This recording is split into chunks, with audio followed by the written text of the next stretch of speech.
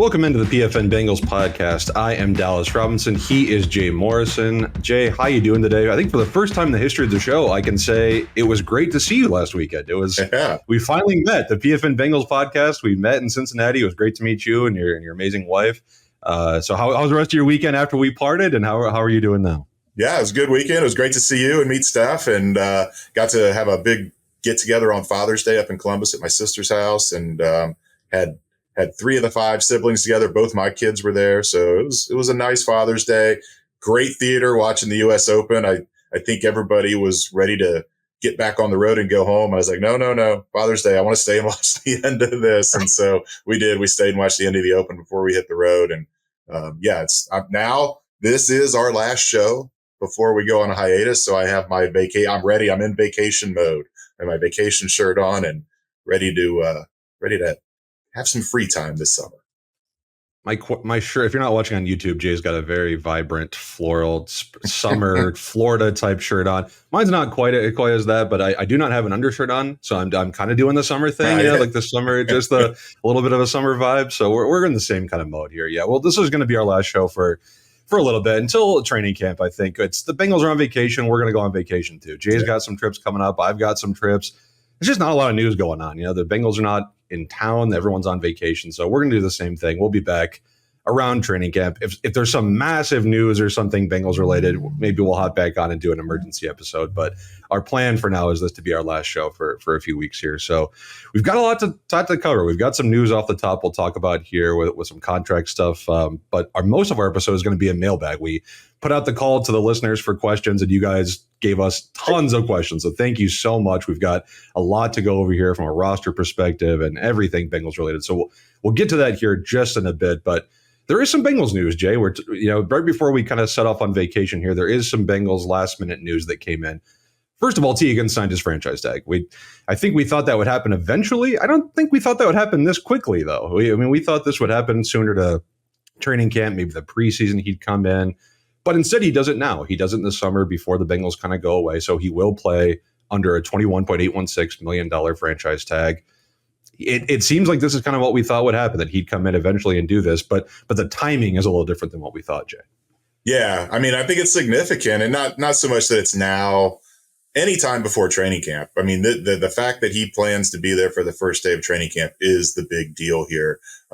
Always felt like it was going to be same agent as Jesse Bates. Felt like it was going to be kind of that same template where sit out the first couple preseason games, report, get a couple weeks of practice before the regular season, and then let it rip. And I think this is a good faith effort by T to say, hey, I'm going to be there for the start.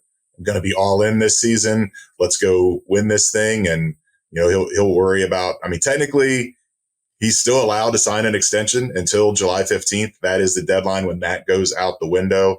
But I would expect that is, maybe this was a little prod to try to say, hey, I'll do this if we can work on negotiating. But it just doesn't feel likely that a long-term extension is going to come before the deadline. And he's going to play this year, and he's going to get paid a lot of money next year.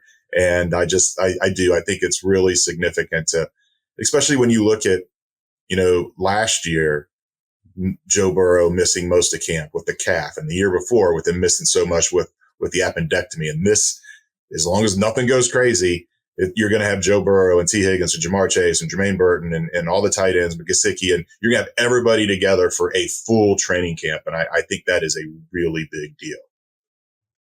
ESPN's Jeremy Fowler put out a report on SportsCenter that talks between the Bengals and Higgins have been virtually non-existent. So the idea of that long-term extension coming, it's probably a little far-fetched. Jeremy Fowler also said that T is unlikely to be tagged next year, which, we've talked about that idea that could the Bengals use a tag another year in a row? He'd be entitled to a 20% increase, pay increase over what he made this year. So T's salary next year would be around that $26 million range. Given what receivers are being paid, that's not that far-fetched. But the Bengals are paying Joe Burrow a lot of money. The Bengals are budgeting for a Jamar Chase extension. Would they be willing to pay that money on a one-year deal again to Tee Higgins to keep him next year? Jeremy Fowler said it's unlikely. I'd say we wait and see how next season goes. If Tee Higgins puts up an amazing wide receiver one caliber season, and the Bengals think they could have him back for $26 million, it's something I think they'd be interested in, but I don't think it's a decision they're going to have to make now. And the idea of signing Tee to a contract this summer, I think, is just highly unlikely. Yeah, and maybe this is part of it. Maybe there's a little under the table handshake agreement where I'll show up for the start of camp and you don't tag me next year. And that it could be a gentleman's agreement. I don't know if they can work that into a contract, but that could be part of it. And I thought it was possible that maybe they would tag him next year, and it would be more of a tag and trade kind of thing where you tag him early and you work out the trade before the draft so that you're getting the compensation right away at the draft. Whereas you let him walk in free agency, you don't get that compensation till the following draft. So but to tag him and keep him next year, I don't know that would happen. The Bengals would lose some of that leverage where, I mean, T wouldn't want to sit out and give out all that guaranteed money, but he's getting life-changing money this year, $21.8 million. He doesn't have the luxury to sit out this year because he's made good money, but he hasn't made NFL type money so far in his career. He gets this season under his belt and all that money, and then he could have a lot more leverage to sit out next year. So it just all feels like we know where this is going, and this is going to be T's final ride with the Bengals. We have seen like Saquon Barkley and Josh Jacobs last year did get those kind of revised franchise tags where they got, I think Saquon got like 900,000 of incentives added to his deal that were like totally unattainable. So we've seen some teams budge a little bit, but the Bengals just don't seem like the team that's going to do that. Like maybe, like you said, maybe a gentleman's agreement or something like that, but they won't tag T next year. But I think it's hard for teams to kind of give any leeway on the franchise tag, given that it's such a big issue with how contracts are decided. And, you're supposed to be negotiating in good faith when you franchise tag someone. Whether the Bengals have followed through on that or not is kind of up for debate. So it's very interesting, I think, what the T situation is going to look like next offseason, but we can get to that when it comes. The one that's a little more immediate, I think, was the Ted Karras extension that I don't know about you, I thought this made all the sense in the world. Ted Karras is going into his last year of his contract. He was making $6 million a year. The Bengals gave him a slight bump. It looks like a 1 year, $6.8 million extension. He's 31 years old. He's getting up there a little bit, but centers can play forever. Guys that play around the ball, I think, can play for a long time. Bengals, it's not like they have a ready-made replacement. They drafted Matt Lee in the 7th round, who could maybe take over at center at some point, but that's obviously much more of a lottery ticket. Ted Karras, I think, with his extension, is probably just locked in as the starting center for these next 2 years, barring an unforeseen early round pick at center next season. Yeah, he means so much to this organization as a captain right away when he first came in, and just his leadership. And you look at the work he's done with the Cincy hat. I mean, if he leaves and goes to another team, that still keeps going, but it's a little awkward. He's not going to be in a different locker room wearing a Cincy hat. And he's so invested in the village of Merici and that awesome organization that helps, people dealing with disabilities find housing. And it's not a figurehead where he's just, this is my charity. He's hands-on. He's really involved. So to know that he's going to be in Cincinnati 2 more years, I think is a big deal to him beyond just the playing field, but it does mean a lot. I mean, they drafted Matt Lee and they were very high on him, and they think they got a steal in the 7th round, but it is a 7th round pick. And there is a crapshoot to that element. And they let Max Sharping go. You've got Trey Hill as your really only other true center. I mean, if something happens to Ted Karras, it's a little dicey what would happen there. So locking him up for another year, it made all the sense in the world. I always felt like the 2 extensions for this offseason were going to be Ted Karras and Evan McPherson. And I think we're going to see Evan get done, if not before camp, definitely before the start of the season. There's a template there. I mean, all these kickers make between $5 and $6 million a year. They're either 3 or 4 year deals. They'll just have to hammer out a little bit of details. I don't know that Evan's going to demand to be the highest paid kicker in the league, but he could possibly go a little above Justin Tucker. And same with Ted. It wasn't really a big raise. It was basically just a couple $100,000 more than he was making this year. So it goes from $6 million left on a 1 year this year, and now it's basically $12 million for 2, although I think it's closer. Ted said 12, but it looks like it's closer to actually 13 million over 2. So more like $6.5 million per year. But yes, it made all the sense in the world. And I think it is a big deal for Ted personally and professionally to get this done. We also got training camp dates announced this week. So we Jay, you can set your schedule now for where you're going to be in late July and August. Begins on July 24th, ends August 20th with a joint practice against the Colts. 10 public practices open to fans if you want to go down to Northern Kentucky and check out the training camps. Jay, any thoughts on this? I mean, you're getting your dates, what you're going to be down there? You're getting your schedule in order for late July and early August. What do you think of this schedule? Yeah, there's a weird and a convenient off day in there. They're not allowed to go 5 days in a row, so you can pretty much count on 4 and then an off day, 4 and then an off day. And it's funny, we were driving back from Columbus on Sunday. We're passing Kings Island on 71, and my wife mentioned, she works at Procter & Gamble, and we're going to have a big event there on August 6th, and then we can just stay and hang out at the park. And she's like, would you want to go? And I was like, I don't think that's going to be possible, because I knew the Bengals' first off day was going to be that Saturday of the Luke Combs concert, which is August 3rd, I believe. So it's like, they're surely going to be practicing on the 6th. And no, so they go on the 2nd, they have off the 3rd, they go on the 4th and 5th, and then they're off on the 6th again. So I can go to Kings Island. I can go to Luke Combs on Saturday because they're off that day. So it's just, for me personally, it's a great lineup there.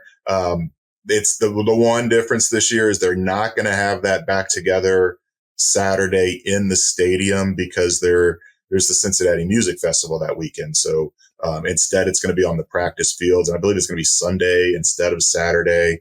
It is going to be more of an evening practice, but little mix up there. But the rest of it, not a mix up, but just a little shake up. It's the rest of it is pretty standard of what you expect from training camp. And I think everybody that's in Cincinnati right now, it feels like training camp time already, because it is brutal. It is in the 90s, 90% humidity. And that's what we have to look forward to when these guys come back in late July. Returning to Ohio this weekend, that was the one thing I did not miss about living down there is the heat and the humidity. So thank you to Minnesota and the Twin Cities for not being quite as hot this week. So I do appreciate that. Last bit of news here before we dive into our listener questions. Bengals and the AFC North are going to be on Hard Knocks, Jay. I mean, this is great. I love this. I love Hard Knocks. I've been a longtime watcher of Hard Knocks. Mm-hmm. This is going to be the in-season version. This is not the training camp standard version that's been on for years, which the Bengals have been featured on in the past a couple of different times during the Marvin Lewis era. This is going to be in season. It's going to be the entire AFC North, which is the most competitive division in football last year. It could be the most competitive division in football this year again. I think this is great. I mean, I think to see more access of inside the team and the locker room and what goes on behind the scenes, I'm all for it. Anything that gives more inside access of the NFL, I just give it to me. Give it to me all the time. I'll take it. And give me that division. I mean, yes, the AFC North has with Deshaun Watson and now Russell in Pittsburgh and the Joe Burrow injury comeback and Lamar and there's just storylines galore. Not to mention all 4 teams are really good. All 4 have a shot to win the division. I think it's going to be fascinating.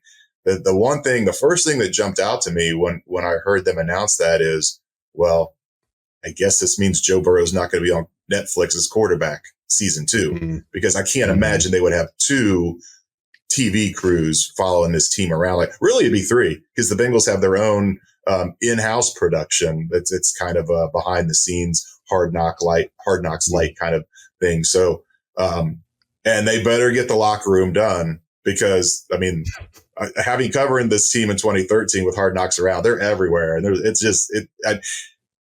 they're everywhere. They do a great job of blending in, and it's not like they're always in the way, but it is noticeable. There's boom mics everywhere you go. It's a lot of extra people putting content together. And with the way this is set up right now with this team and basically 4 separate 2 rookie locker rooms, O-line and a D-line locker room, and then the rest of the team locker room. Mm-hmm. And it's tight and it's cramped. It's like a high school locker room. You get into training camp, it's going to be miserable. And then you add all those extra media in there for Hard Knocks. I really hope that they get this the main locker room done in time for camp. Otherwise, it's going to be tight. It's going to be uncomfortable. But the show itself, I'm looking forward to. I think it's going to be fantastic, and it's going to be kind of like Hard Knocks, light if you're looking just for Bengals content, because obviously it's 4 teams instead of 1. But I really, and I wonder too, these end seasons. Do they ride it into the playoffs? Is this going to be going all the way? I think it will. So I think it will. Yeah. it's going to be interesting to see how it works out, but it's going to be fun to follow because I think this division is going to be fun to follow and seeing any kind of inside content. I mean, that was one of the fun things with covering the team when Hard Knocks was here in 2013 is they take you into the meeting rooms and we saw, I believe it was Marvin Jones that got hurt that year and missed the entire year. And we saw how it happened on Hard Knocks. You didn't see it in practice, but then in the training camp practice, but then on the slow-mo replay, kind of away from what had happened, you saw what happened to him. And so you can always glean things as a reporter, but then as a fan, you guys are just going to love it. It's going to be incredible having that entire division on. Absolutely. Yeah, I absolutely cannot wait for that. I'm going to be tuning in every single week that drops. Okay, let's jump into our questions, Jay. We've got a lot of questions here, a lot of different topics we want to cover. Again, thank you so much to everyone who sent a question in. I think we got them all off Twitter and everywhere else. If we didn't get to your question, I'm sorry. We'll cover it at some other point, but I think we got them all in. Let's stick on the Hard Knocks theme for our first question, Jay. This one is from Vienna Jeff. This one says, this is more for you. Since you guys, the local beat crew, don't get access to Joe Burrow at his locker, how will Hard Knocks work? Will the Hard Knocks crew be happy with Wednesdays only, or will they want more? So what do you think about that, Jay? Are they going to be getting more access to Joe Burrow than maybe you guys do? Like, how's that all going to work? Did that work differently when you covered Hard Knocks back and these other teams that the Bengals were on? How do you see this all going? Yeah, I mean, I think it won't just be Wednesday because it's in season. So you're going to get the post-game press conferences too. And then they're going to be in meeting rooms if something comes up there. So I don't think you necessarily need reporters around a locker, and especially with the way it's set up right now. If the main locker room's not ready until week 1, week 2, and they're still in the temporary locker rooms.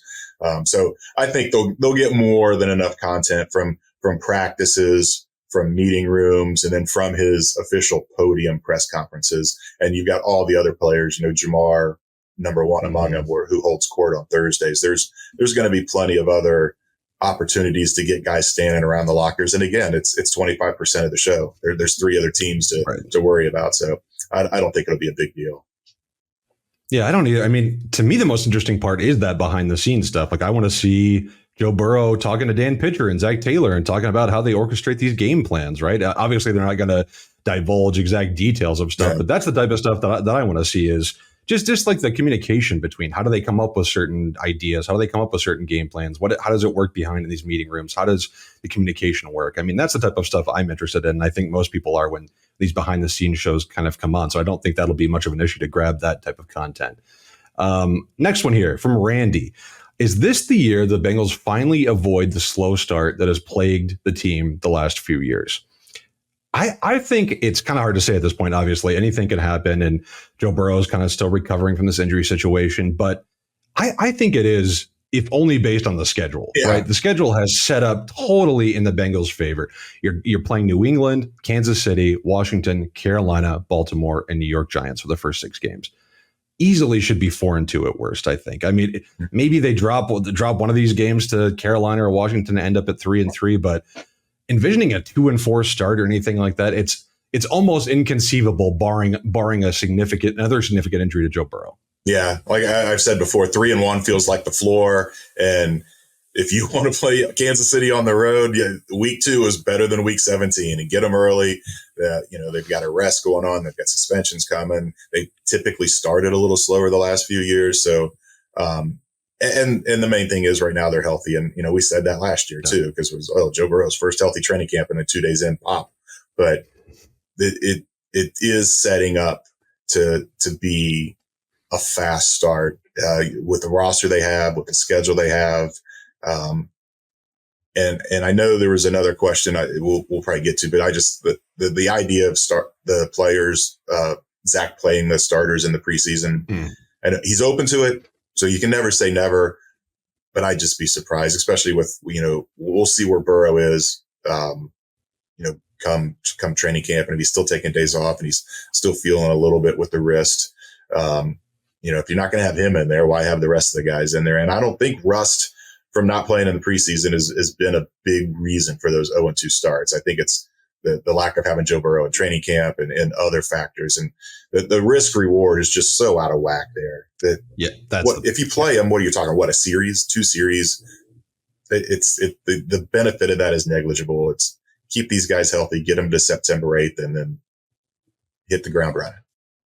Yeah, I never understand that line of thinking of that getting a guy an extra series or two against probably other backups in the preseason where you're running vanilla plays. Like, I just don't really get what that does, like in terms of preparation. Like, yeah, it's nice to get out there and get hit and get on the field, but I don't think that's the reason the Bengals have had slow starts these past couple of years. Yeah. I would not I don't really put those two things together. Next one from Chase. Prediction on the percent of carry splits between Zach Moss and Chase Brown. So Zach Moss is on this team now on a 2-year deal, replacing Joe Mixon. Chase Brown's entering his second year. They haven't added any other running backs, Jay. I mean, it seems like they're pretty comfortable with these two as a tandem in the backfield this year. How do you kind of see these carries splitting up as the season progresses? You said the questions from Chase. Is this from Chase Brown? Is he wanting to know?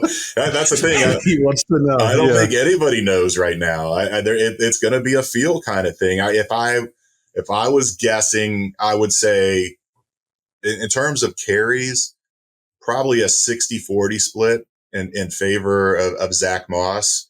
In terms of snaps, it might be closer to 50-50. I think you're going to see Chase Brown out there a lot. You can put him in the slot. You can have him in the backfield for screens. You can have him in the backfield and run designed routes. He's so explosive, and he's got good hands. And I think if he can take that next step in his game, he can be a real weapon, especially when they've got to worry about Gesicki and T and Jamar. And if Jermaine Burton looks like he's going to be the player he has looked like in OTAs, I mean, this offense is going to be stacked and explosive. And I really think that Chase Brown's going to be a big part of this offense. But in terms of just carries, I do think you're going to see Zach Moss get probably in the 55 to 60, probably closer to 60 range in terms of that 60% and then 40% for Chase. Yep, I'm right there with you. I had it at 65-35, so even a little more from Moss. He's the bigger body. I mean, I think he can play in the receiving game, yes, but I think this is what they signed him for, is to be this bruiser, this bell cow type of back. So from a carry perspective, I definitely think it's going to be more Moss, but I'm right there with you from snaps and just from an overall touch perspective. I do think Chase Brown is going to be much more involved in the receiving game. So I agree. I think it'll be more 50-50. Now, could that change if the Bengals go out and sign Jerick McKinnon or some other running back to get involved? Sure. Could one of these running backs run away with the job? I think that could happen too. I do. I think either Zach Moss or Chase Brown, one of them could just get the hot hand and absolutely run away with this job. But the most likely is I think this is something of a split. This is how most teams operate their running back situations. Yeah. Now, there just aren't that many teams that there are guys getting 275, 300 carries a year. It's mostly 2, 3, sometimes 4 running backs. I think the Bengals are kind of getting on that train of the running back by committee, and I think that's how it'll probably play out. Not a bad idea if you're a fantasy owner to get both of them, and not because it's a handcuff. They could be your starting running backs every week because they're both going to get touches every single game. This one's from Andy. When do you expect the Bengals to play in Europe again? And also, have you traveled in Europe? So the Bengals played in Wembley Stadium in 2016. I think you probably all remember that 27-27 tie with Washington. And then 3 years later, a season that in 2019, a season that I've basically tried to black out at this point. So I don't really remember this game. Jay, I'm sure you do. You were there. I'm assuming. I don't know. Were you there when they played the Rams in 2019? Yeah, you were. Okay. They lost 24-10 in that game. Me personally, I've not traveled Europe. I have much more traveling to do. I've only ever been to Canada. I really need to explore more of this great planet that we have. Jay, any thoughts on when the Bengals will get back to Europe? And have you traveled Europe? I don't know if you have. We never talked about that. Yeah, I'd be stunned if they don't get an international game next year, and they would be the home team because the AFC is going to have the 9 home games next year, and it's just been you look at their first trip, like you said, 16, then 19. They're way over. I mean, they just skip 22 and go straight to 25. So yeah, I really thought it was going to be Carolina this year, but they don't typically do the interconference games for international games. So I think you're going to see them play an AFC team next year, whether it's London or whether it's Germany. I don't know, but yes, that's the only time I've been to Europe was that game last year. It worked out great. My wife went over the week before the game with a friend.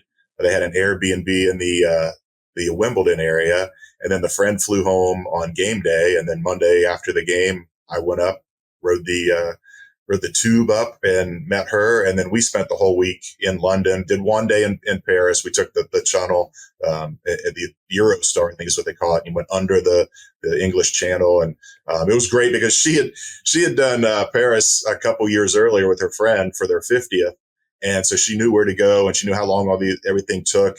And so when we did this one day tour, it was like a guided tour. We didn't have to. And we were the only ones that said, no, thanks, we're going to do it on our own. And then when everybody met back up to go back to London that night, they were talking about what they did. We said what we did. And they were all like, oh my God, you guys got way more done than we got done. So, yeah, it was a blast. And it was really fun because one of my former editors at the Journal News was there. I ran into him on a River Seine tour. He was on the same boat with us going down the River Seine. He's a huge Bengal fan. He was over for the game. He was doing the same thing we did. So it was kind of cool to get our pictures in front of the Eiffel Tower with a guy that I'd known for years. I had no idea, just happened to run into him in Paris. But yeah, that's the only time I've been to Europe. Hopefully if they do go next year, I'll be going back over again. And hopefully it is in a different city than London. I'd like to see some more countries over there.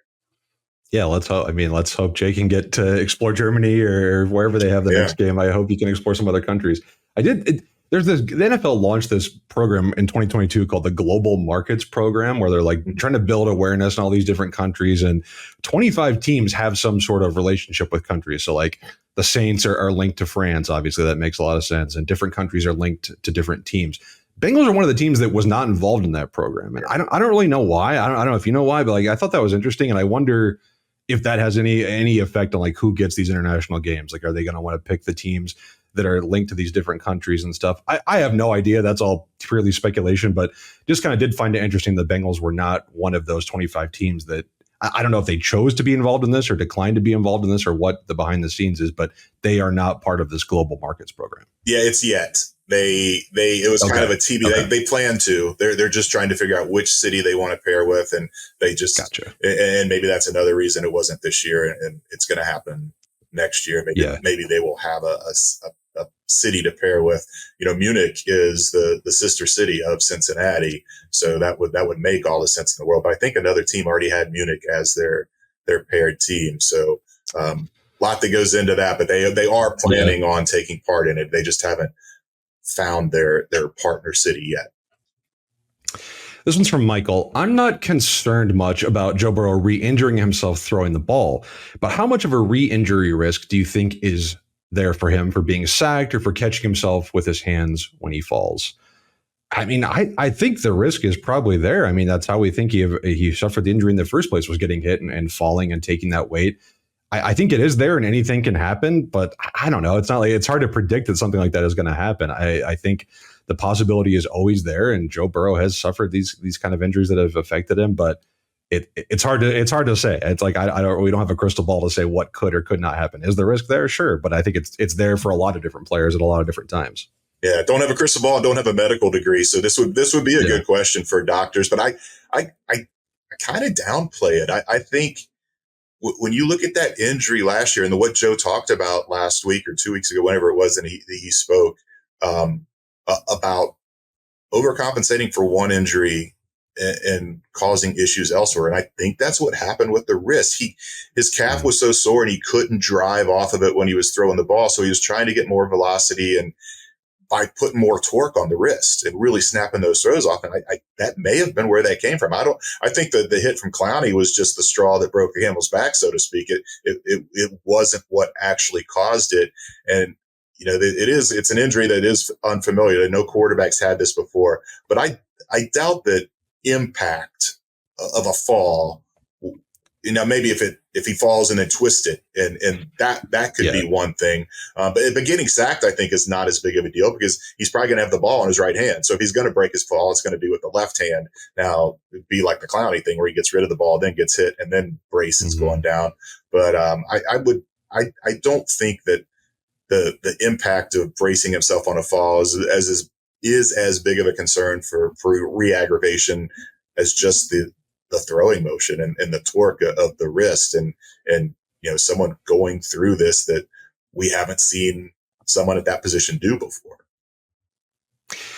One more question on injuries here from Ed. Tyson Anderson and DJ Ivey recovery updates, and will they make the 53-man roster to start the season? Jay, I'll let you take this one. Have you seen them? I mean, I've seen clips of Tyson Anderson and DJ Ivy running at practice. I mean, they both tore their ACL last. I think Anderson was in November, Ivy was in December. So they're both 6-7 months kind of on their way from recovery. Have you seen anything notable from them during these sessions that you've been at? And do you think that they will make the 53-man? Yeah, I think Tyson will. DJ, it was December 19th because it was that Minnesota game. That one's a little dicier of a timeline, and you've got more. You need more from Tyson. Like Tyson led the team in special teams tackles last year, and he missed like the second half of the year. He is so, and Darren Simmons said it. He was on his way to having a Pro Bowl type of season on special teams, and DJ Ivy was coming along. He was starting to play more on defense, and he was playing really well as a gunner on special teams. But I think there's more urgency to get Tyson back. They both look great, and so do both tight ends, Eric All and Tanner McLaughlin. Those are the four guys that have been on the rehab field during OTAs, and they're going at it hard. But it's still, I could see DJ Ivy probably more likely starting on PUP. I don't know where the tight ends are, but I think they're going to try to get Tyson in there as soon as possible, especially with the new kickoff rules. You want your best special team guys out there. And he's been, the players always say I'm doing great, but I always check in with him. He's a fun guy to talk to. And he's from the MAC. He went to Toledo. I went to OU. So we're always talking about MAC stuff. And he does seem really encouraged and optimistic that he's going to be ready to go. Maybe it's not practice 1 of training camp, but I think he should be ready to go for the start of the regular season. Yeah, I mean, he sounds like he wants to be ready for the start of training camp, and then if any of these guys do play at training camp, then they cannot be placed on the PUP list. So those are the rules. But the NFL did and the NFL did change the rules though, where it used to be in the past where if you placed a player on IR before the official 53-man roster were set, then that player could not be designated to return later in the season. That's changed this year. So guys don't have to be carried through to that initial roster. So if DJ Ivy could practice potentially during training camp, not be placed on PUP, but then he could be placed on IR and miss the first 4 games while he's still recovering. I think I have that correct. So there are more options, I think, roster wise, to let these guys recover a little bit, get back up to speed, and not have to kind of worry about that PUP designation because the NFL has loosened their IR rules a little bit. Yeah, I wasn't aware of that. I mean, that's interesting to hear. I know they did change the PUP rule last year where you had to only miss 4 instead of 6. So it would follow that they're trying to get these guys, back on the field. Nobody wants to have to, if you get hurt early in camp, it's not a big deal to go with 89 instead of 90, but you have to play the roster gymnastics game where you carry a guy through and then you put him on IR the next day, and somebody who thought they made the roster then gets cut because you go out and you get a replacement. So it's a lot of finagling right around deadline time. So I know, and I've talked to Eric All too, and he is chomping at the bit to get out there and play. So, I bet. And I'm sure all of these guys are. So we'll see. It's going to be.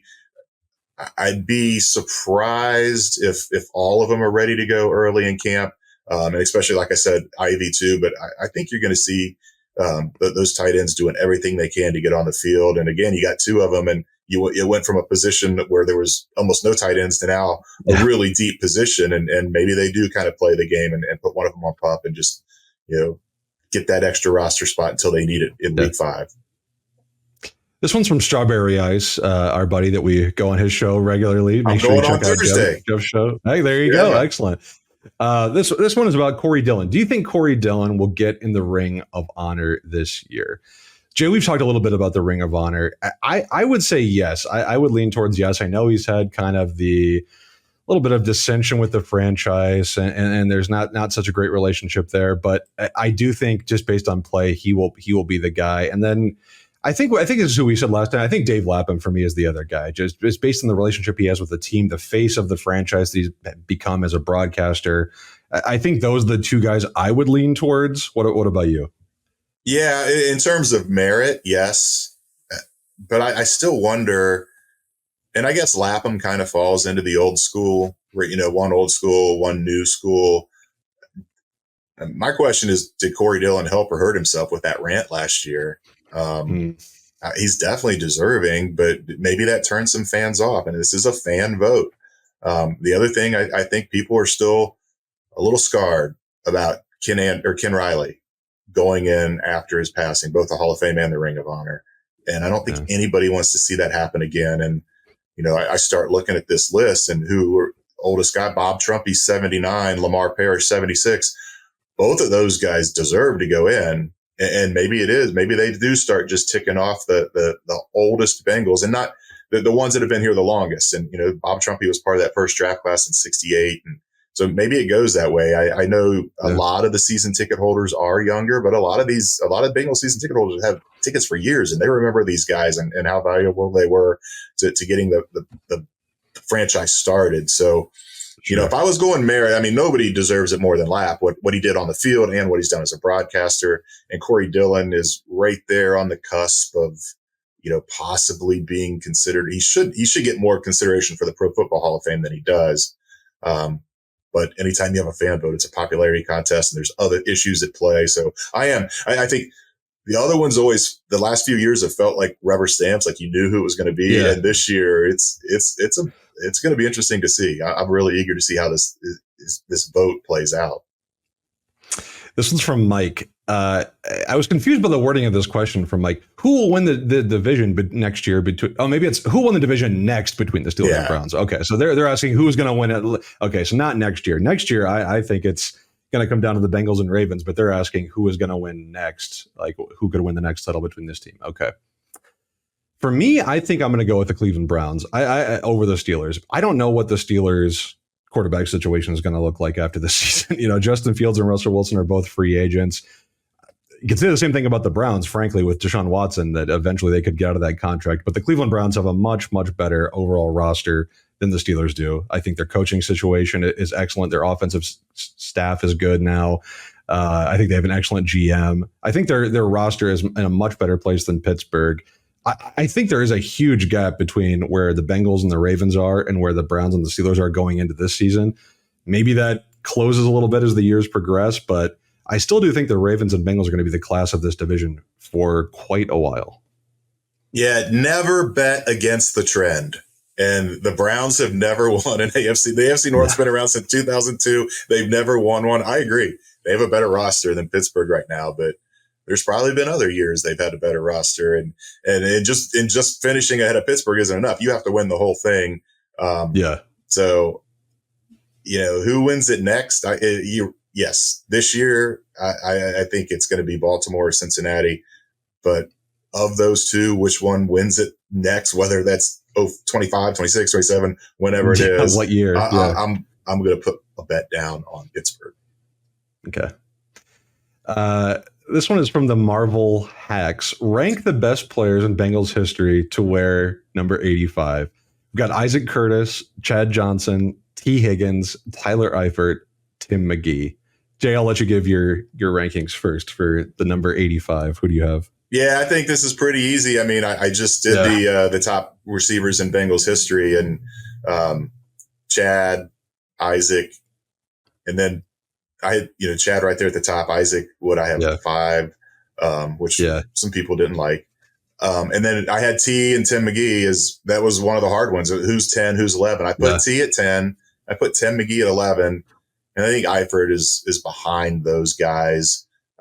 If you want to try a bar bet and maybe you can, it's not an easy question, but if you want to take a stab at it, go ahead, Dallas. Yeah. Since Chad arrived in 2001, 4 players have worn 85. Chad, Tyler Eifert, Tee Higgins, and who is the other one? Oh my God. Is it a receiver? I mean, I feel like it has to be. It's got to be a receiver. Oh man. Is it? Honestly, I have no idea. It's not Marvin. I can't remember. I'm so bad with numbers. Yeah. It's not Marvin Jones, right? No. It's a single digit or double digit. UC Bearcat fans will know this because of Tony Pike's Armand Benz, the famous touchdown to beat Pittsburgh. Armand Benz played one season with the Bengals in 2012. He had 18 catches for 210 yards and 1 touchdown, and he wore 85 that one season. I remember Armand. Yeah. I certainly do. Yeah, that's a good one. That's a good poll. I definitely would not have gotten that. Yeah, I'd safely put him sixth on this list. Yes. After Eifert. Unfortunately to Armand, no disrespect there, but okay. Let's go into some questions, Jay, about this roster and free agency and what the Bengals could maybe consider this summer. This one's from the Magic Man. I like that name. What position group are you most concerned about as we head into this summer? I'll take this one, Jay, just first, because I feel like this is I've beaten a dead horse at this one. For me, it's corner. I just think that there's a spot for a veteran corner on this team, and we've talked about it over and over that maybe the Bengals just have a lot more faith in Dax Hill than we do, and it seems like that's been the case so far through minicamp and OTAs, that he is truly competing for that job. But even if that's the case, and even if you've got DJ Turner as a backup, and even if you feel good about Josh Newton as a rookie, I still do think there is room for another veteran option. And we've talked about some of those players that are out there, and some of them, have had a little bit of change in their situation. Steven Nelson has been a guy that I thought would fit on this team. He retired last week. Like, he just decided to hang up his cleats at age 29 or whatever he is, which I was pretty shocked about. Xavier Howard's been, in the news. I don't have to get into it. Accused of some very, very bad things recently this past week. But there are other guys out there, I think, that could be available. So for me, I think if the Bengals do add somebody over these next 6 weeks or whatever before training camp, I think that's the spot that they're going to go is cornerback. Yeah, and I think, when I first saw this question, I was like, it's a really good roster. Where do you go? And then I thought, it's obvious. It's special teams. Because if you've got a punter battle, you've got the question mark of the kickoff. How's that going to work? Evan McPherson has been great. But if Austin McNamara beats out Brad Robbins, this will be Evan's fourth holder in 3 years. And for years, the Kevin Huber, Clark Karras, that battery of long snapper to holder was just so consistent for years. And that's a lot to have. You get used to these holders, and then, at first it was Huber for half a year, and then it was Chrisman, and then Brad Robbins, and now you're talking about Austin McNamara. So that could play a role in how effective Evan McPherson is. I mean, you expect him to be almost automatic, but that whole operation is so timing specific, and so I think there's a question there. And just we saw what the punting game can do to derail a season in 2022 and that loss at Kansas City in the AFC Championship game. So I've got some questions, and then, as I said, the whole how's the kickoff thing gonna work out. So I do have some questions, special team. The other one I would throw in there just as a regular position group would maybe be linebacker, just because I think that's even thinner. I Jermaine and Logan are great, but that's even thinner there in terms of depth than corner. And I am pretty high on Josh Newton, the rookie 5th round corner. So if I had to go, if we would take special teams out of the mix, I would probably go linebacker. Yeah, we had another question from Michael that he specifically asked about linebacker. And are there any concerns that this is kind of an undercover weak spot? He feels like Jermaine Pratt and Logan Wilson took steps back last year. I would agree with that. And that the Bengals have not really made any additions. I mean, that's true. They've got Akeem Davis. God, I can never get that name out. Akeem Davis Gaither. ADG. I'm just going to say ADG for now on. Joe Baki, Devin Harper, Shaka Hayward, Aaron Casey, a couple other UDFAs, guys that could make the team. There's just not that many free agents out there at linebacker either. Isaiah Simmons, former first round pick who's bounced around and played a few kind of positionless football. He's a guy I keep thinking could be a fit here, but there's just not a lot of free agents out there. And it's just, I'm kind of wondering if they're just okay with the options they have. And maybe a guy like Aaron Casey is the UDFA who makes the roster this year, and they're okay with that. And I think it's entirely possible. I don't know. I don't know where that option would come at this point, because anyone the Bengals sign at this point is just going to be a pure depth piece. You're not coming in here to take a starting linebacker spot, obviously. So, but I agree that is a spot that could be a concern. Kind of along those same lines, a question from Eric. Eric says it's easy to forget about draft picks from past drafts when they're not big names in the beginning. Are there any of those guys you believe that could take on a more prominent role this year? So there's lots of guys on the team that could maybe take on those roles, whereas some fans just want to go out and sign more free agents. I think it's a fair point. I mean, I think it's a fair point that there are maybe some guys on this roster who have been forgotten about that. I think Eric is right. Guys get drafted in the 3rd, 4th round. There's a lot of excitement year one. Maybe they don't do anything that year, and then we kind of toss them to the side and forget about them. Are there any guys like that, Jay, you think that kind of interest you that maybe we've forgotten about just a little bit that could have an impact going into 2024? Yeah, I don't really see that there is. I mean, I think Zach Carter, last year the hopes were high, and now you see they go and they draft Chris Jenkins, McKinley Jackson, and sign Sheldon Rankins. I think he's on the outs. Jeff Gunter has stuck around, 2022 6th-round pick or 7th-round pick, but I don't know. Maybe one of those 3 offensive linemen from 2021, Carman, Deontay Smith, or Trey Hill. Yeah. You know, maybe there's an injury in one of those. I think that's what you're talking about, is it's either going to be Deontay Smith or Jackson Carman. Maybe neither one makes the roster, but I don't know. I mean, a bigger role, Tyson Anderson, if he gets back, he's going to have a big role on special teams, but I don't think you're ever going to see him in there at safety. Maybe it's DJ Ivey. Maybe he's a guy that gets healthy and he is your cornerback, where, you know, if they don't go out, I'm with you. I think they're going to go get a veteran, but maybe he's a guy that if there is an injury or two, could step into a more prominent role. They are really high on him, but I mean, it was just last year with Charlie Jones. I think he's going to have a bigger role, but I start looking back 22, 21, 2019. I just don't see a lot of guys on there that are going to step into much bigger roles this year. Yeah. I had some of the same names, like Zach Carter. You'd like to see a step, but I think the Bengals told you by drafting 2 defensive tackles in the first 3 rounds that they don't think it's there. Charlie Jones, I think he could have a bigger role, especially we just talked about special teams and returns. Like, I really do think he should get a chance there, but they've got Jermaine Burton, and Andre Yoshua showed far more last year than Charlie Jones did. I think the one spot maybe you could see, and I think to take an injury, though, is Cam Sample and Joseph Osai maybe stepping up and doing something. But, you know, I think that would take an injury to Trey Hendrickson, which would obviously be devastating. Maybe they can get a little more playing time over Sam Hubbard, who I think slowed down near the end of last year. But let's not forget the Bengals just used a 1st-round pick on Miles Murphy last year. So he's ahead of both of those guys, I think, both in the near and long term. So you're right, Jay. I mean, there's just not a lot of guys here, I think, who are kind of under the radar who could have a big role, barring an injury. So if that happens, then maybe we see someone step up. But obviously that's not going to be the scenario the Bengals want to envision. Osai's a good point, because he is a guy that he's been hurt. He's healthy now, and he's a guy that he doesn't necessarily have to rush off the edge. I could see them kicking him inside and having him rush from a defensive tackle position on 3rd downs or obvious passing downs, you know, 2nd long, that type of thing. And being healthy, I do think we could see him, especially if he starts producing, to really get a bigger role in terms of snap counts and the time he's actually on the field. This one's from Kevin Stincy. We've talked a little bit about corners here, but this one's just a little more specific. What's the plan if Cam Taylor-Bright gets hurt? We've got DJ and Dax as the starting outside corners. He thinks it's kind of crazy they haven't replaced Cheeto with a solid vet. Same kind of question for interior offensive line. What is the backup plan to protect Joe on the interior? These are 2 cheap adds to avoid disaster. I agree with Kevin. I think this is a season the Bengals are going for it all. I think you have to plan for every contingency. I really do. And we've talked about teams like the Ravens that make these summer signings and they end up playing a role in some point in the season. I just think adding a little more experience at either one of those spots that Kevin mentioned, at corner or interior offensive line, should be on the table. And we saw Max Sharping came off the board. He signed with the Philadelphia Eagles recently. It's like we've talked about other positions, that these free agent pools are getting thin. You want to go sign a Greg Van Roten, who's in his mid-30s, to come in and fill in at guard if you need.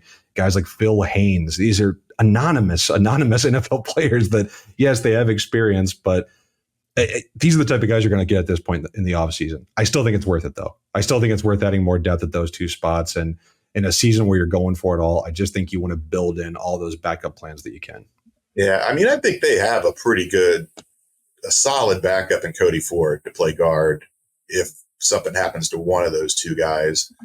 The question is at center. Like I mentioned before, we were talking about the Karras extension. That's where you're really concerned, and maybe Matt Lee's the guy. But corner. The interesting thing there is you look at the failings last year and how it was all communication based. And if they're trying to get this right and get everybody on the same page, why wait? I mean, why didn't they get a veteran in here for OTAs and for minicamp? And maybe they thought a veteran would have skip the voluntary part, and a veteran can catch up quickly in training camp because he's been around the league. He just needs to learn the language, and the scheme will come. But I think that I believe they got 3 spots still open, and we saw it last year. They signed 3 guys right before the start of camp to round it up to 90 to the limit. So I would expect that if one of those guys goes down, if Cam goes down, then yeah, it's going to be DJ and Dax at this point. And you hope Josh Newton comes along fast, but there's no guarantees there. And I think just having a veteran presence in there, especially you feel good about what DJ Turner showed, or what Cam showed, and what Dax could possibly do, but they're all still really young guys. And just having a veteran presence back there to kind of pair with the veteran presence in the safety room with Von Bell, I think would have a lot of value, even if it's just insurance. We got a lot of questions about the Bengals offensive line, Jay. I think this is years of kind of trauma, I think, being inflicted on Bengals fans watching this offensive line block for Joe Burrow. Let's start off with this one from Pac-Man504. Do you see Trent Brown moving to right guard, Kappa sliding to left guard, Mims starting at right tackle? Because I saw a report about Trent practicing at right guard. I just wanted to clear this one up. No, I think there was a little bit of a error report that was out there. I think it was just a jumbo set that had Trent Brown and Amarius Mims in the lineup together, which, hey, let's see that next at the goal line next year. Why not? I don't see Trent Brown playing guard. I don't see any sort of like machinations like that. Trent Brown is a massive human being. I don't know if he could even play guard.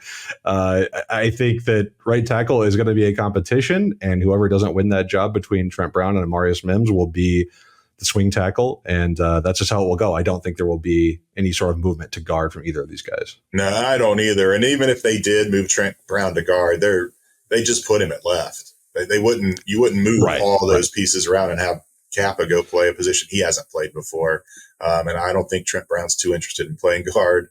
I don't know that there would be like a Cordy Glenn type of standoff pushback type of thing, but he has a little bit of that reputation.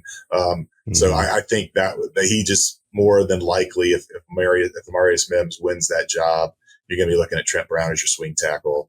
And I just can't see the musical chairs there where he goes into guard. We don't know if he can even play guard. And, give Cordell Volson a chance. He's had a couple years in the league, and this could be a leap year for him where he really takes a step forward.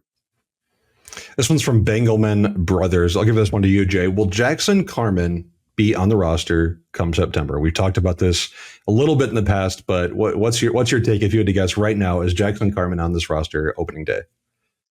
I don't know. It's probably a 50-50 prop at this point. I will say that if he's not on the 53, they'll bring him back on the practice squad. I don't see another team claiming him, and he's got 3 years in the system, and it's just so hard to find offensive linemen, and he could.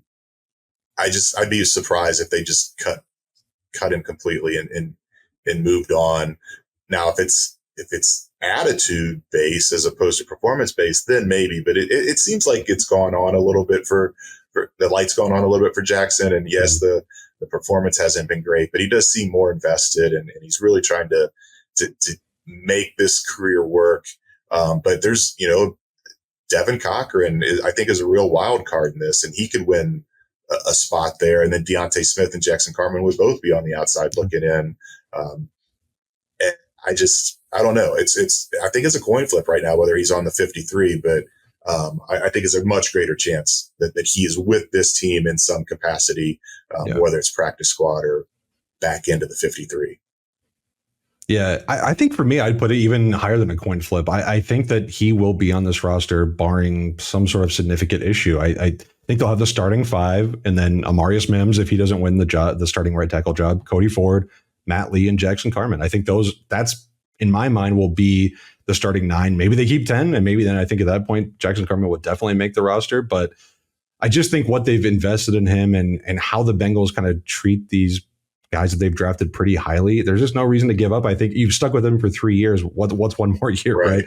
It's not expensive. He's not expensive at all. You're not going to save anything by cutting him. I mean, I just don't think there's a lot of reason to let him go. And I would say if they do cut him, I agree. I don't think he would be claimed necessarily, but I do wonder if he would go to a different team, like even if it was a different team to go to a different team's practice squad. Just maybe like, I've been here for 3 years. I'm a second round pick. I haven't gotten a chance. I'm kind of fed up. I want to go somewhere else. Yeah. Maybe not even the Bengals want to move on from him. So I think that he will be on the roster as a backup. And we talk about all the time that the flashes he showed in that Buffalo Bills playoff game, and whether he can ever get back to that or not, who knows? But I do think that there's enough upside there to take a chance on him for one more year.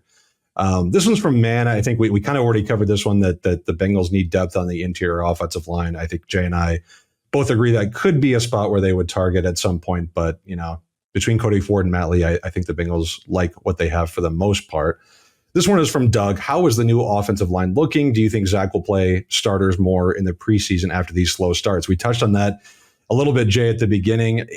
We don't think so. We don't think the Bengals will have any reason to kind of change their stripes. I think Mims will get work in the preseason. Yeah. I think guys like Carmen and Smith and Gilliam and Kirkland and Matt Lee and Devin Cochran that you mentioned, all of these guys will see plenty of time. And if the Bengals do want to kind of change up their depth, that's where they'll find their answers, I think. But in terms of seeing the starters play, especially on the offensive line, I just don't see it. I think the Bengals know what they have, and there's no reason to take that risk. Yeah, and Jermaine Burton could be a starter, but I would expect to see him in the preseason. But just, outside of rookies, it's starters. I don't know. I don't.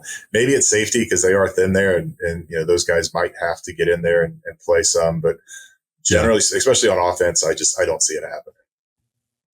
This one is from Vienna Jeff. Why has Amarius Mims not signed his rookie deal yet? There's only 10 rookies who have not signed in the entire NFL. 7 of those are first-round picks, including the number 17 pick, Dallas Turner, who went to the Minnesota Vikings, 1 pick ahead of Mims. So that could be something, I think, that when you've got guys back-to-back who haven't signed, there's usually agents looking at other contracts for maybe templates and copies to see what kind of is going to be worked out there. Amarius Mims' contract as a first-round pick will be fully guaranteed. So there's no negotiation that needs to be done in terms of that. But agents can negotiate things like offset clauses, where if Amarius Mims gets cut 3 years down the road, the Bengals could get some money back if he signs elsewhere. You can negotiate stuff like signing bonus payments, whether Mims gets all his money now or gets it in installments or something like that. But I would say for the most part, rookie holdouts are becoming a thing of the past. If a rookie doesn't go up to training camp, he's risking losing an accrued season down the road. I mean, he could put off his eventual free agency by a year by missing out time. So I would say it's not a big deal. It just kind of is what it is. And if Amarius Mims is not signed by training camp, it would be the surprise of all surprises. Yeah. I mean, like you said, these everything's slotted. You almost know what the contract's going to be. You can play with some of the language. I wouldn't be too concerned about it. I fully expect him to be signed before the start of camp. I went back and looked. I went all the way back to 2015, and every first round pick was in the fold by the end of minicamp, except one, and that was Joe Burrow. And that's because it was the COVID year. It was right before camp when Burrow actually officially signed. But most of these guys get done in May. A couple lingered into June right before minicamp. So it is a little odd. I could see why people would be questioning it, why Mims hasn't, but I don't think there's anything to worry about. It's probably going to happen when the players report on, July 23rd, or maybe even the day before that. They'll get it done before camp starts. There's just too much on the line for that not to happen. We've got 2 more questions now. In my document, I titled these Jay-centric. These are the Jay Morrison questions. We did get one run passer boot question. Wrong podcast. That is for Jay and Paul and the Growler. So we've got that question. They will answer your question on that show. The first one is from Austin. I'm not sure how hard this would be to track, but how many times has a Bengals rookie switched numbers at the end of preseason from the number they were initially assigned? Jermaine Burton specifically in mind here, as a few people have suggested he might switch after the preseason. Jay, do you have an answer for Austin on this question? Yeah, there's no way to track. The Bengals media guide shows what we were talking about 85 before. You can go back and look at every player that's worn 85. And Tim McGee wore 85 on 3 different occasions, but he never wore a different number. And that had me a little confused. One season he wore it for games 1 and 2, and then again 5 through the end. It's like, well, what happened to game 3 and 4? I don't know. And then, he left. He went to Washington for a year. He came back, got his 85 back. So you can kind of see those type of things. But to go from wearing it in the preseason to wearing it in the regular season, I don't know that there's any precedent for that. I don't think you're going to see Jermaine Burton do it. The way it works now is once and Burton's jersey is available in the NFL shop, and once those jerseys are printed, if you want to change numbers, the player has to buy up the entire inventory that's available if he wants to change numbers. And so the fact that those are already out there, I mean, maybe there's more marketing now that T is officially signed for the season. Maybe there's more money they can make with the 513 advertising. But I doubt it. He's already committed to 81. It's available. Someone's going to have to pay to buy up all that inventory. I don't know how many they've printed, but those jerseys aren't cheap. And I'd be surprised to see a rookie switch at this point. Yeah, I don't know that he wants to be spending his signing bonus money buying up a bunch of his own jerseys. I don't know about that. That are instantly obsolete because they're the wrong number. Yeah, it's not even the right number. Exactly, yeah.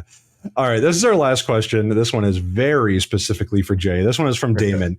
He says, like you, I'm a more experienced metal fan, and I'm curious for your take. Do you consider Sleep Token to be a metal band, or are they something different?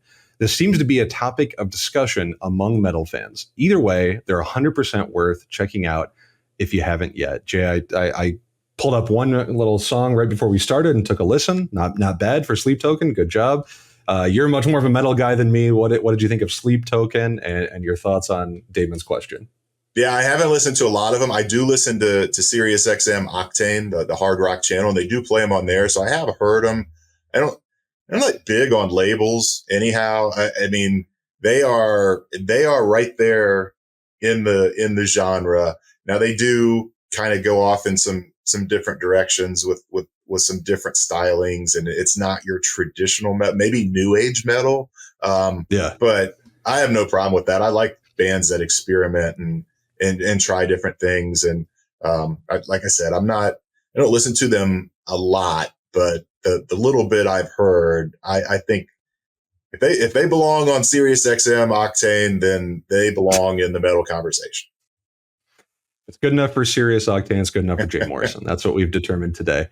That's our last question. Again, thank you to all of you who sent in questions. We really do appreciate it. I mean, we could talk about this stuff on our own, or we could talk about what just specifically the questions you guys want us to answer. These are great subjects, and I think all the same sort of stuff that Jay and I want to talk about anyway. So this is great. Yeah. Thank you so much for sending in questions. Like we said, we are going on a little bit of a hiatus. We'll be back around training camp, TBD, sometime around the start of training camp, barring any extra news. But again, thanks for everyone for listening. I feel like this is kind of the official end of our season 1 of doing this podcast together. And it's been just outstanding talking about Bengals every week with you, Jay, and getting the input from our listeners and getting the feedback from everybody. So thank you to every single person who's listened, given a question, given any sort of feedback on Twitter or anything. We appreciate every single one of you who listens to our show.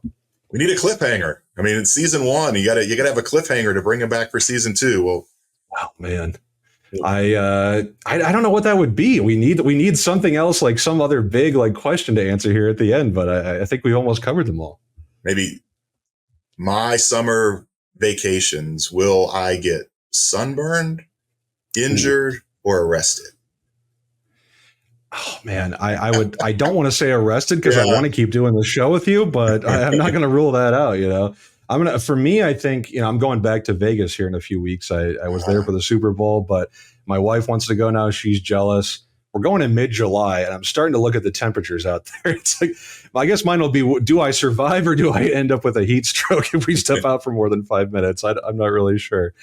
But Jay and I are both looking forward to our long summers, and we'll be back here in a few weeks. And before you know it, I mean, training camp and then the season is going to be back here where we're almost there. So again, thank you to everyone for listening. We'll be back in a few weeks. Everyone have a great rest of your few weeks and a great summer. We'll talk to you again around training camp.